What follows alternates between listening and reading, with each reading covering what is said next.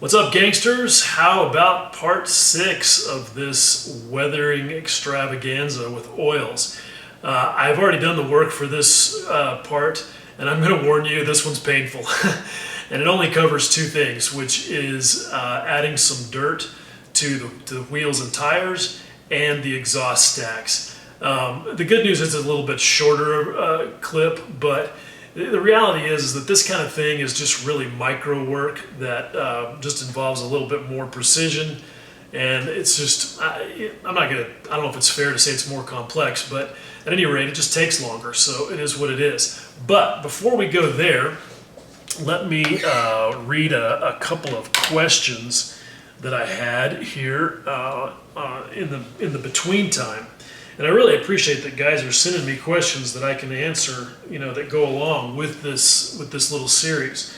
So let me see. I've got took pictures of them off of my computer screen because I'm just goofy that way. So let's see here what we've got. All right, so this is good. All right, James Smith says, I always enjoy your videos. This whole series is going to get a rewatch, and I've been watching Night Shift's channel as well. Hey, if I can fit in that company, then I'm doing something right. A question. I'd like to get a couple of specific Battle of Britain related aircraft done this year, and I saw where someone said that weathering on Battle of Britain planes should be minimal because those aircraft didn't survive long enough to pick up much in the way of weathering. Do you agree with that? Yeah. No. Yeah, look, it's just silly, and anybody who studies reference photos will see this. And in particular, like if you want a book that will really show you how untrue that claim is, the Wing Leader series book on the Mark I Spitfire is really good. It's got a lot of great pictures of early Spits, all in black and white, but that doesn't keep you from seeing how filthy they would get. Because look, it takes 5 seconds for something to get dirty. Drive through some muddy water, splash some up on the bottom of your airplane, walk around on the wing with muddy boots. It doesn't take it long for that kind of paint to get chipped and broken off by those same muddy boots walking across it. So I just feel like that unfortunately when people make this claim that they're extrapolating from some factoid that they picked up where, yeah, it's true, a lot of the Battle of Britain planes did not have a long life expectancy, but that doesn't mean that they didn't get dirty. Far from it. And I also kind of think that sometimes people make this weird distinction between chipping or paint degradation and weathering. Like as if weathering, well, I got the flies on me today, as if weathering is only like dirt or maybe dirt and oil or whatever. But to me, it's all part of the same thing. Paint chipping is weathering. Oil staining is weathering. Exhaust stains is weathering. And it's, especially with exhaust stains, those can happen immediately. You can look at photographs of restored warbirds that are kept literally spotless, and they'll have exhaust stains after one flight. Sometimes they'll have oil stains on the belly after one flight. So I can't say it enough how ridiculous I think that claim is. But at the end of the day, you do what works for your particular sense of aesthetics. Okay, this is a quick one. Some clear coat with the clear parts unmasked. Yeah, some. Once I've done the overall clear, the flat lacquer, and of course I had the clear parts masked for that. Then I'm really just doing spot clear in areas where I've been working on the oils. And if I feel like I can control my airbrush well enough or I'm far enough away from the clear parts, yeah, I'm not going to bother masking them. In that particular case, I did actually I used like a scrim where I just held a piece of paper with one hand over the windscreen and then just airbrushed right next to it and works fine. So, all right. Yeah, this last one, I don't normally give this kind of stuff any oxygen, but yeah, sometimes it's amusing. This guy, God, I wish you could learn how to express yourself economically. You have great content bogged down in acres of pointless verbiage. I mean, you just yammer on and on before you finally get around to saying anything even slightly significant. Yeah, so here's the deal, okay? Look, dude, if my content isn't being spoon-fed to you in the way you seem to feel entitled to, it's real simple. Go watch another channel. Or even better yet, do what I did when I didn't find the content that I wanted on YouTube. Make your own. But the bottom line is, after 323 episodes of doing it the way I do it and getting probably 100 positive comments to your one comment, chances of me doing anything different are pretty slim. I mean, and honestly, given that it's like 100 to 1, maybe the problem is actually not me and my excessive verbiage. Maybe the problem is just your attention span, dude. So, yeah, it's my channel where I spend my time and my energy to make content that I hope is informative for free so that folks can hopefully, use that to improve their model making. And if you don't like it, yeah, you can fuck off someplace else, because really, nobody cares. Anyway, enough of that. All that being said, let's get on to some wheels and some exhaust stacks. All right, let's get back to work. But first, I was kind of going through some of my old pieces of paper / reference photos. I use this heavy paper for my palettes.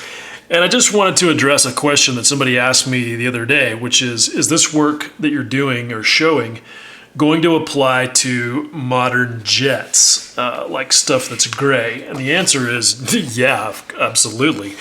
This is the wing of an F-18, unedited in any kind of photo editing application.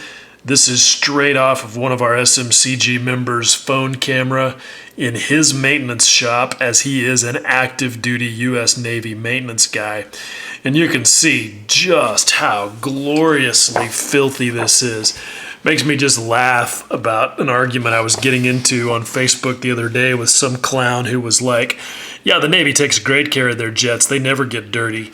And I'm like, dude, that's just wrong. And he, of course, was then like, but yeah, well, I was actually in the Navy and I was actually on board ship and I never saw any aircraft that dirty. And I'm like, okay, well, so you spent your entire naval career blindfolded or oblivious, whatever. I mean, look at that. It's just beautiful. And that is the perfect situation for oils. Another one here that's really good is this right here. These are some that I actually grabbed when I was doing an MAK Griffin, because not a lot of reference photos for science fiction stuff. But look, dirt's dirt, oil's oil, assuming they're still using oil in the 25th century. People still get dirty hands and have dirty boots. Paint still fades, I guess, unless it's like nanotechnology paint. Anyway, the point is that you can use references from one kind of thing as inspiration or guidance for other types of things. I mean, every bit of this stuff that's happening on this Apache is just glorious. The paint fading, the corrosion overspray, the dirt stains like right there by that hatch handle. I mean, all of that is perfect for oil work. And then here you can see this one of a Cobra, same thing. I mean, all that glorious Marine Corps filth. That's a lot of that you can do building up with base tones or variances of your base tones in an airbrush. But at a certain point, man, that is just 100% oil territory. So anyway, just wanted to show you guys that. And then this one right here, yeah, this is making me think, man, I ought to make that fuselage stain a little deeper. I don't know. But again, just, proof against anybody who likes to go on about how these aircraft just didn't get that dirty, or they didn't last long enough to get that dirty, or any sort of similar horse shit. Anyhow, let's get back to it. This is where things stand after the last segment. Everything is now fully encased in lacquer matte, and that's a good thing. I want that because, you know, again, when I get to doing final assembly, I'm also probably going to be drilling out these gun barrels, maybe even replacing them. And I'm going to be finger fucking this thing a bunch more before the project is over. And I love the confidence of knowing that all of this stuff is locked in with lacquer. It's burned into the surface, and there's really nothing that my nasty little digits are going to do to upset that. So I feel like that's an important step. There are my fuselage oil weeping stains. I think I'm good. I think I like it. Happy with the way the exhaust stain came out. This is where we're at on the opposite side. And again, going back to what I was talking about at the end of the previous episode, look at how much more local contrast and texture comes out when you burn that in there with the lacquer clear. I love that effect. Today's work, now that I'm all done with the top side, is going to be one that I know some of you guys have been anxious, based on questions anyway, for me to get to. And that's going to be exhaust stacks. All of the small bits are pretty much done, except for the wheels and a little bit on these gear doors, and then these exhaust stacks, maybe a little bit on the gear legs. But this is the next thing I'm going to tackle. And so again, I'm going back to reference photos to give me some guidance. And this is really a good one right here. Obviously, this is a Spitfire with a Merlin, but the shape of these stacks is relatively similar to these fishtail Allison stacks. But regardless, the effect is going to be mostly the same. And what you're seeing here is how that tetraethyl lead ash blows out and collects on these things and builds these interesting patterns. You get a little bit of variance, there's some rust tones back here. But the number one thing to notice is that there's none on the front stack. And that really should be obvious because there's no source. But a lot of guys overlook that. So this is, I think, a really good reference to go to. But, you can also see, looking at some of these images of the Warhawk, that, just in case you need some further proof that it's a thing on the P40 as well, you can see it right there. And we're going to be coming back to this photo again pretty soon because I'm going to be getting into the underside of the airframe. But, you can see on this one, you've got that pattern where the front one really has nothing on it, and then the aft stacks have more. Get this angle in the right way so you can see that there. Just really good stuff. Same thing with this one. You can see sort of how that pattern develops there and how sort of irregular it is. The idea is that because of airflow effects, that each stack is going to look a little different. And it's worth taking the time to incorporate that as you go. So, all right, so I'm going to get some fresh oil out here, and we will get busy. All right, so here we go. I got some colors ready. This is just going to be, I think this will get it done. Some zinc white, some of this Abteilung 502 cream brown, and some raw sienna. This is kind of ridiculous. You can never trust. Even really high-end oils like this. Look at the difference between what's on the label and what comes out of the tube.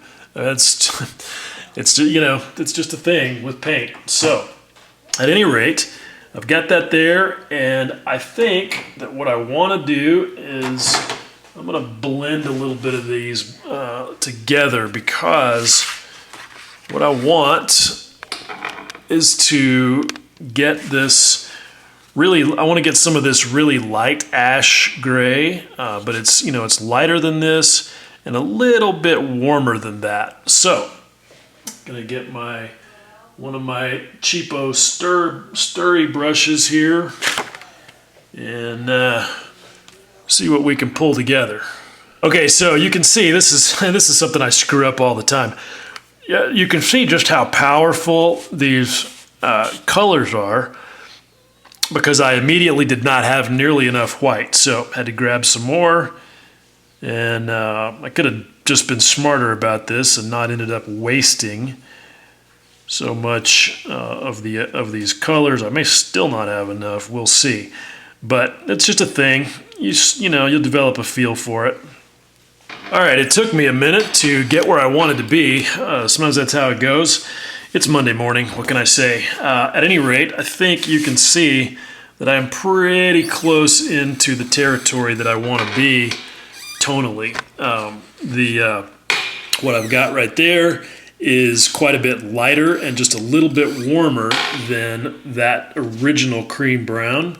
And what I typically do, and these little brushes are not really the best thing for it even. You can get little spatulas that are made for this sort of thing that are a lot better. But what I try to do regardless is pull the tones out kind of in a linear fashion and develop, you know, and once I get it developed to the base tone that I want, then I can kind of go either way with lighter and darker. I'll do that like if I'm trying to create a flesh tone, for example. It's just a real similar process where you just kind of keep pulling the paint until you get it where you want it, and then just sort of branch out from that with the tones that you need. So all that shit being said, let's actually use some of this paint. Okay, so what I've done here with these things is I've glued them just with a little tiny dot of super glue. I've glued them on this sheet of styrene in the order that they're going to be installed, so that I know which one is the front one, etc. And I can get that pattern on there the way that I want it. So all that being said, I'm just going to get, this is a great brush for this kind of thing. And this oil straight out of the tube, I'm not giving it any time to leach. I don't care about that, because I know that these are going to end up being flat coated. So I don't really need to worry about it. Now, so what I'm going to do is the same sort of thing that I did before in developing some of those grime stains, where I'm going to just get in here and just try to be as random as possible. Just start building some effects there. And it's not necessarily going to be heaviest at the back. You can see that when you look at photos. So once I've got that going, then I'm going to just come back over here. I think I'm going to work with just a dry one of these and just start scrubbing that in, blending it.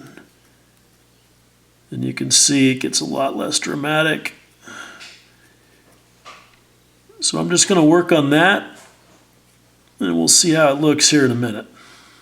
All right, so now I'm going to just come back in with a softer blending brush and just work in a few areas where the paint concentration's just a little more than I want. Let's take a look at that pattern. And this is Optivizer work right now, so forgive me if I'm bumping into the camera and getting off out of frame, but this is definitely work where I have to zoom in pretty tight.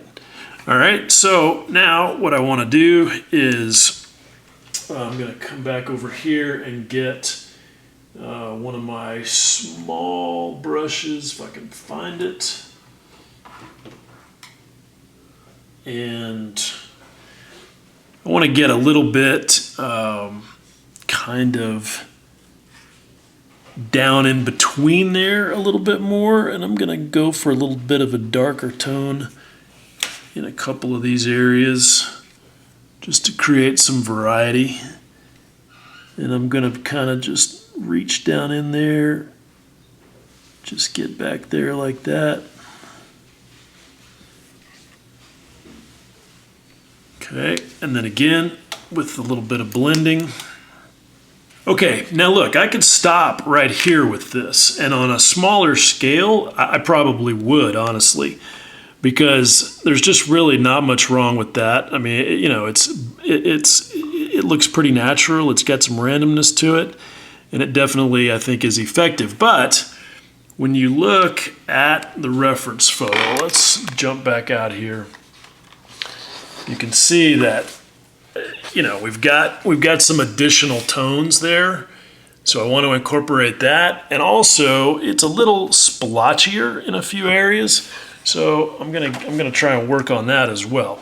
But let's just see if we can incorporate maybe a little bit of this raw sienna,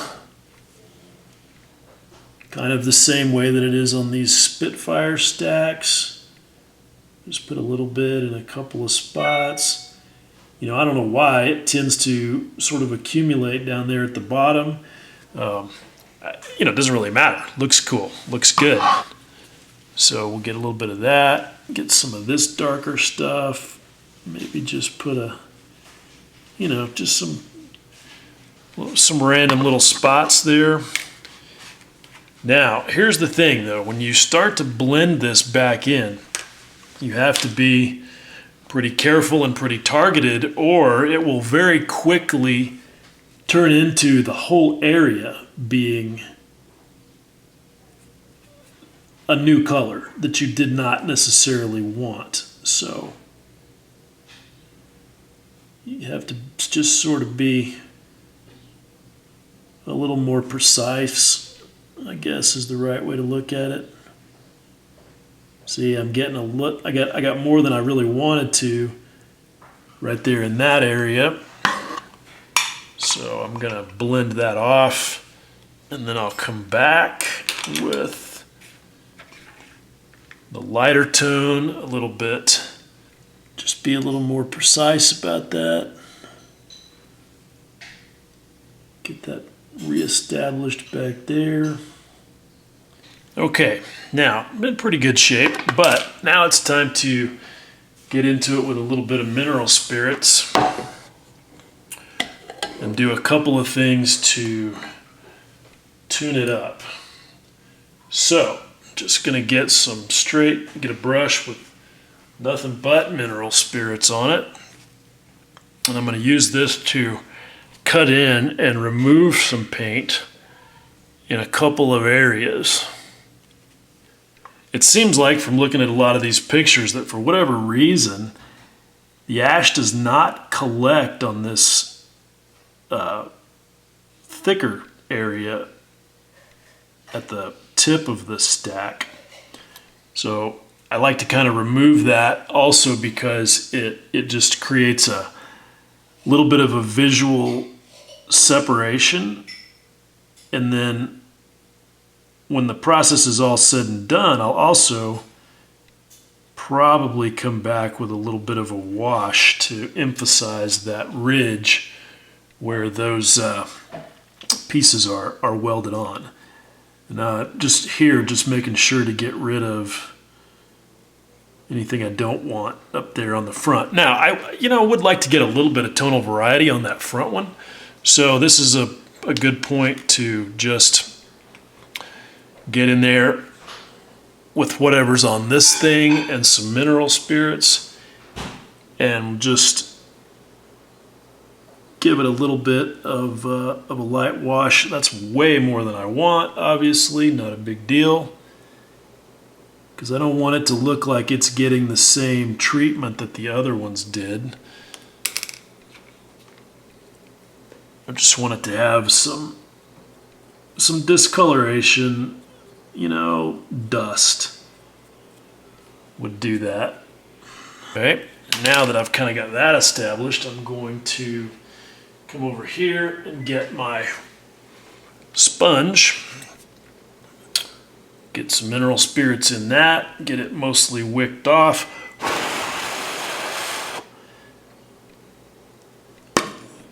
And I'm gonna just do the same technique there on that one. And again, just gives me some speckling, just enough discoloration there for it to be, you know, a little more interesting. All right, so, and I don't want to blow on that. I don't want it to get blown around and look odd. So now I'm going to come back with a little bit of mineral spirits and just actually, I think I'm going to leave that stack the way that it is, because after I ungloss it, not that it's really glossy right now because it's got GX113 on it already, I will do the wash. So I'm just gonna kind of leave that the way it is right now. Okay, I think, again, just kind of going back and looking at my reference photo, I'm gonna come back and just use the mineral spirits to create some patterning in there, and, you know, just make it look intentional even though it's a natural effect. I know that seems really kind of like nebulous and might not make a lot of sense, but it's a thing. You know, you can see it in this reference photo where these are just kind of like rounded, sort of cloudy shapes, and I want to try and duplicate that as much as possible. Okay, now I want to see if I can introduce some of that splotchiness on the other stacks, but it's going to be difficult to get in there with the sponge, so I've got myself as sharp and, you know, tiny a bit of sponge as I can. I've gotten as much of the mineral spirits out of it as I think I need to, and I'm gonna just I've still got, you can tell very quickly if you've got too much mineral spirits. I want this to be pretty dry.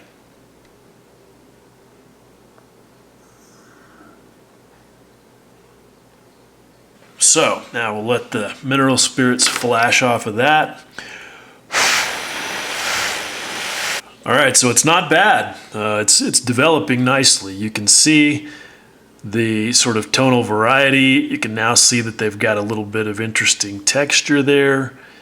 You know, and again, this is 1/32 scale, so and these are really, really lovely molded parts from Edouard. These are their Brasson exhausts, so they're large. They've got, you know, really crisp detail, and I think that this is really worth doing at this scale. But, you know, if this was 1/48, then certainly 1/72, you know, probably would not be as you know, as dedicated to trying to create so much of the look there.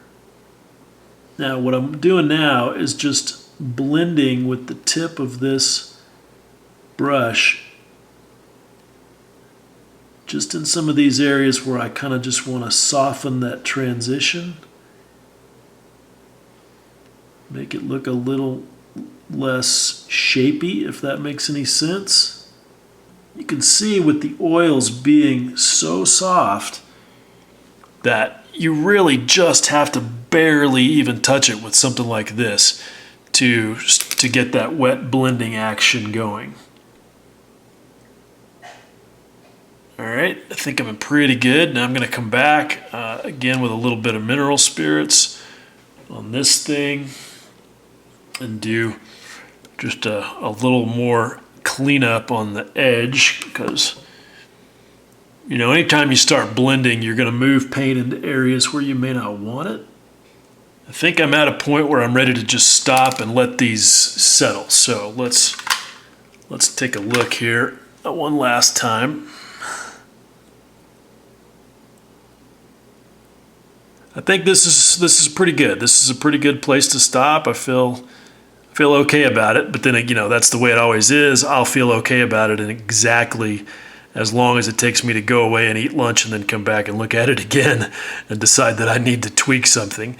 But before I come back to it, get back on camera, I'm going to go ahead and do the other set off camera, and then we'll take a look at both of them. Okay, so it's a few hours later, and as promised, I have done the opposite set of exhaust stacks. You can see those right here. And I feel okay about it. I feel pretty good. Good enough to let it gel, and definitely overnight before I do anything more. Because even though it's, you know, seems like a really small difference, this here is definitely a thick enough application of oils where drying time is a factor. I could easily rub everything off of here with a careless touch or the careless placement of a brush or whatever. So it's important to, you know, give these things some time to firm up, and overnight should be good. So I'll do that and then come back and take a look tomorrow. And the next thing is going to be working on some wheels. So what I want to do with these is the kind of sort of overall dirt tone that I'm going with on this project is about like this ammo airfield dust pigment. And you can see that it's just, you know, it's a pretty basic sort of light brown dirt color with a little bit of red in it. And so what I've done is I've blended some up here by using a combination of zinc white, raw umber, and raw sienna. And that's got me, I think you can agree, has got me nice, you know, nicely close to that. And I may even use some of these pigments.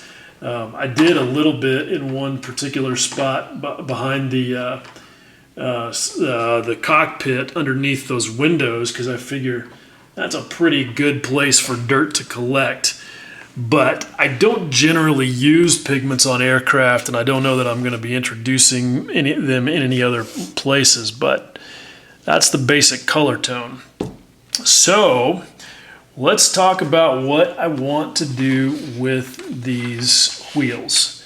All right, this is kind of the basic guide that I'm working off of here.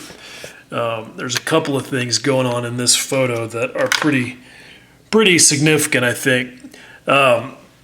One is you can see how much dirt is splattered up and collected on the underside of the wing, and how it only goes part way up the door there, how it's clear back here under the tail. That's all really good stuff that I'm going to be getting to when I get back to the airframe, because I did build a lot of dirt color on the bottom side already using acrylic inks, but I don't feel like I have enough of it in this area right here, so I'm going to be visiting that with oils. But what I'm concerned about at the moment is, let's just look at the tires. All right, and as far as I know, this is not a recolored photo. It could be. My sense is that it's not, but you know, you just never know. At any rate, I don't really care so much about the color as I do the pattern. Okay, when you're looking right here at the way that the wheel has got a kind of an overall patina of dust all the way around the tire, and then there's that sort of rim of dirt around the edges, okay, and it has a bit of a patina around the can't even talk. It's got that same sort of ridge there you can see on that side around the outer diameter. And then it has a bit of a patina on the tread blocks, but with quite a bit in between the tread blocks as well. So some of that I'm going to do. I am going to do the thing on the sides of the tires pretty much as you see right there. So let's start very simply. I'm just going to go over here. I'm going to load this brush up with mineral spirits, and I'm going to make a really nice thin wash with that. Just get a lot of it in the brush. And I'm going to just start to apply that. Let me make sure I'm on camera. We know how this goes, especially with these wheels. They already have a history of not wanting to be on camera, right? So get this over here. Okay, so there we go. I think we should be in good shape there. So what I'm trying to do here is just create a light wash. And I want to stay away from the letters as much as possible because I worked really hard on those. Don't want to obliterate that bit of contrast, so I'm going to try and stay off of them as much as possible. And just, again, just create a light sort of patina, I think is a great word, all the way around that. And again, not really worrying too much about a pattern with this. So I'm going to keep doing that. I'm going to finish that up and we'll come back to it. Okay, so what I'm going to do now is just take paint straight off of the palette where it's thick. And I'm going to just start, let's do it on the easy side while I'm on camera here, and I'm going to just paint around the rim here to create that pattern all the way around. Okay, so yeah, I've been working away here because these wheels have just, these things are that thing, on a model where it seems like everything is pretty drama-free and fun, but there's that one thing that's just a complete ass whipping that seems like it's cursed. Well, that's these fucking wheels. They just from day one they've been snake bit. So I had them super glued to my 123 block here because the magnets aren't strong enough. The tail wheel does not have a magnet in it, and so it was just barely super glued on there, and it popped off. So I just dry fit it to the tail wheel fork, just just enough to get done what I want to do. You can see I've got a kind of a light coating of dust on the outside of the tread.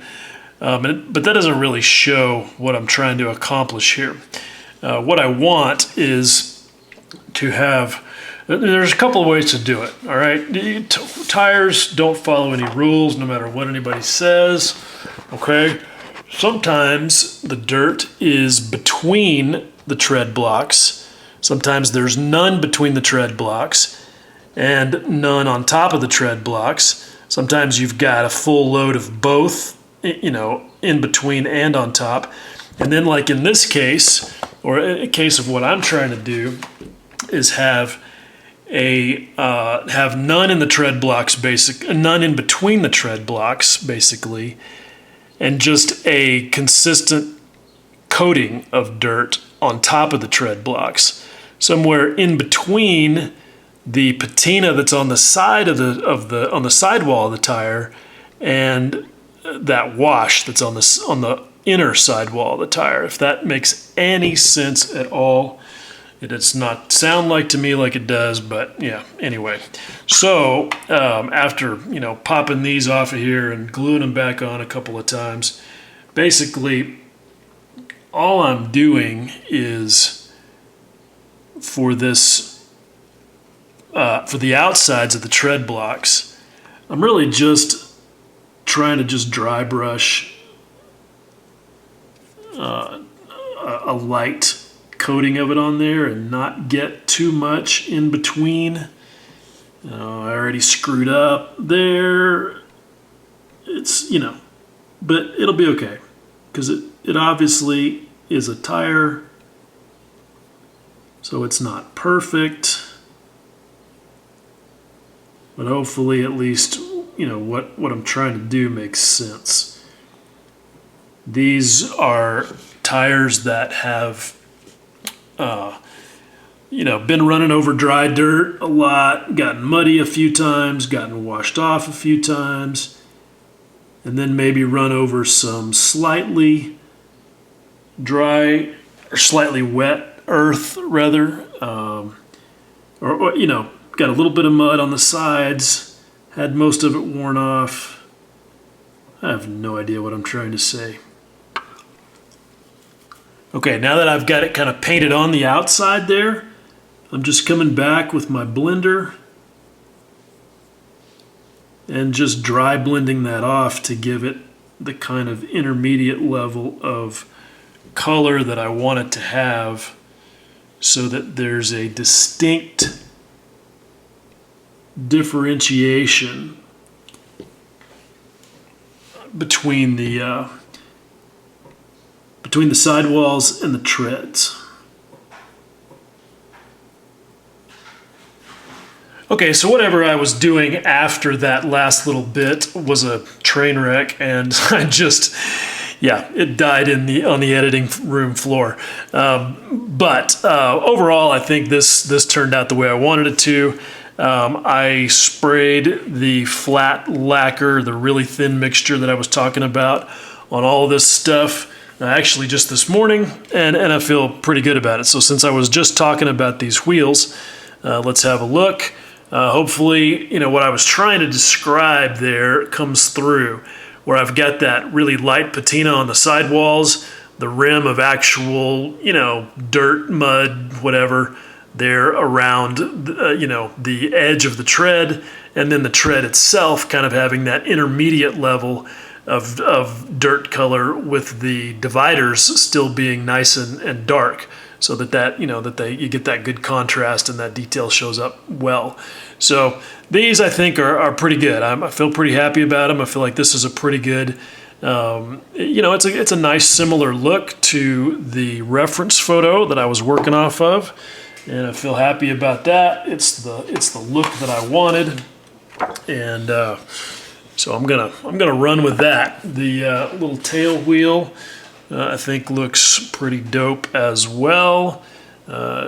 Still got that nice detail of the, come on, focus. Got that nice detail of the lettering, so pretty happy about the way that looks. And the exhausts, I tinkered with them, of course, just a little bit this morning.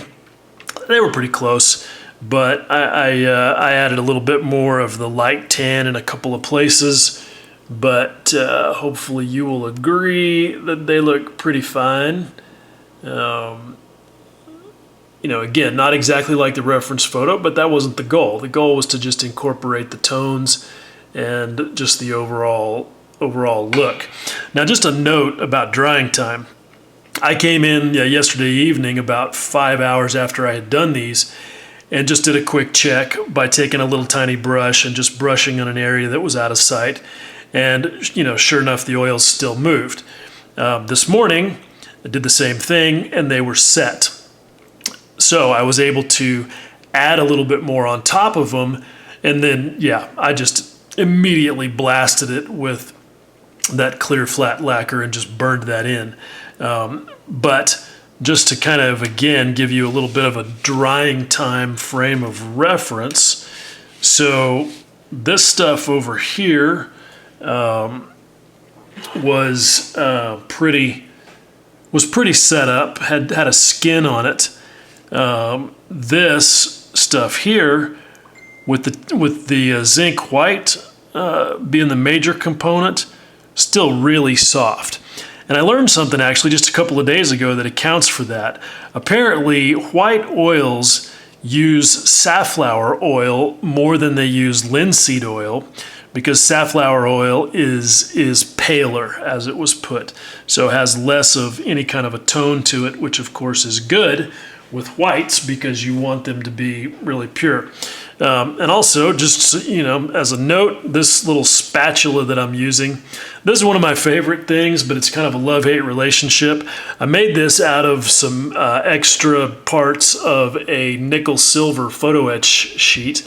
That's the really stiff stuff. Stainless steel sometimes, but if it's silver, it's typically going to be nickel silver, which oddly enough is an alloy of brass, even though the name says something completely otherwise. Anyway, super stiff and springy, which makes it a good spatula blade, but it doesn't last very long, which is why it's a love-hate thing, and it'll start to crack. And then I have to replace it. If I could find something like this that was less DIY and didn't bend and break, I would be really happy, because it's the best tool for mixing and spreading paints on a palette. So anyway, you too can make one of these that you can both love and hate. Okay, so there you go. Like I said, I'm sure that was not fun, but I obsess over exhaust stacks and wheels, as you can see. So for me, the effort is worth it. And I really, I want you guys to see the reality of working with oils, and that's just the way it goes sometimes. It's micro work that's painfully slow, but it pays big dividends. So anyway, I will stop yammering on pointlessly now and let you guys get back to your more productive lives. And as always, I appreciate you watching. Much love.